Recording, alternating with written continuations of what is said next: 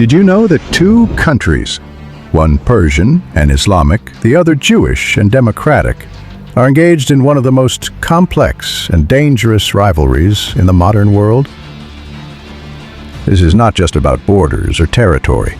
It's about ideology, power, proxy wars, and survival. Today, we dive into the deeply rooted and evolving conflict between Iran and Israel, its history, its turning points, and the chilling present-day tensions that could reshape the Middle East.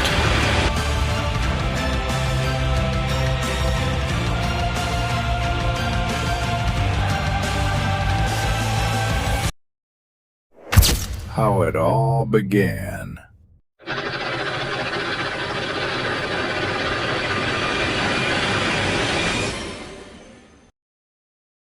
The relationship between Iran and Israel wasn't always hostile. In fact, before 1979, Iran, under the Shah, had quiet but meaningful ties with Israel.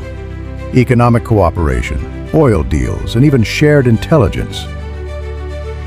But everything changed with the Iranian Revolution of 1979.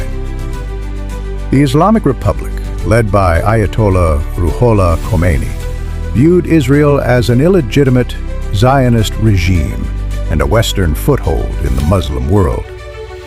Overnight, Iran cut all ties and embraced an anti-Israel ideology.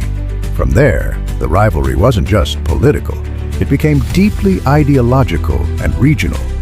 While Iran and Israel have never fought a direct war, their conflict plays out through proxy forces across the Middle East. Iran backs armed groups such as Hezbollah in Lebanon, Hamas and Islamic Jihad in Gaza, Shia militias in Syria and Iraq, and more recently, the Houthis in Yemen. These groups receive funding, weapons, and training from Iran and have repeatedly targeted Israeli civilians and soldiers. In response, Israel has carried out hundreds of airstrikes across Syria and Lebanon, targeting Iranian bases, weapons convoys, and nuclear scientists. This ongoing covert war is often called the shadow war.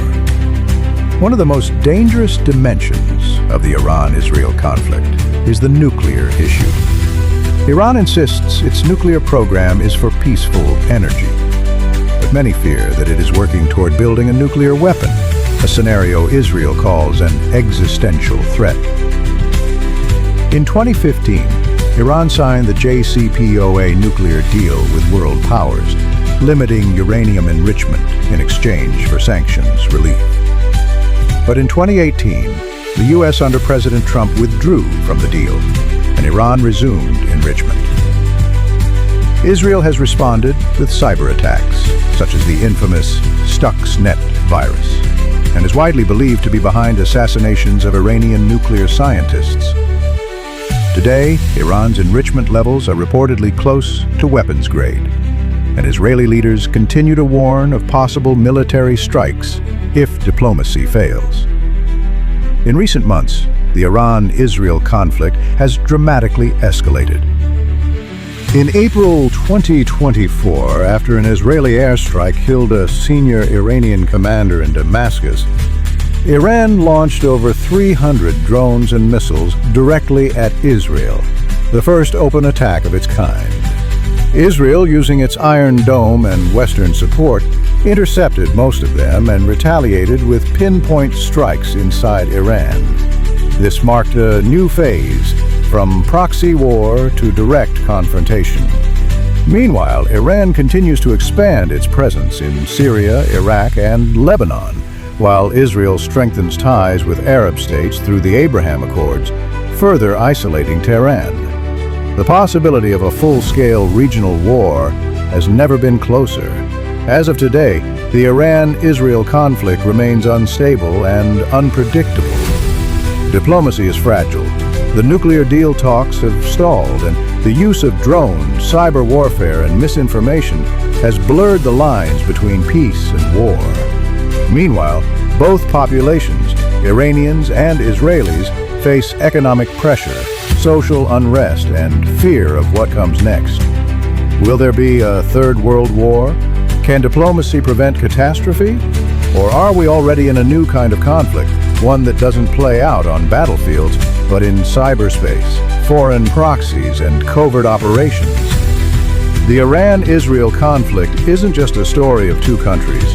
It's a window into the future of warfare, diplomacy, and regional power in the 21st century. What do you think will happen next? Comment below, and don't forget to subscribe to Did You Know for deep, unbiased dives into world affairs. Hit the bell icon to never miss a video that makes you think.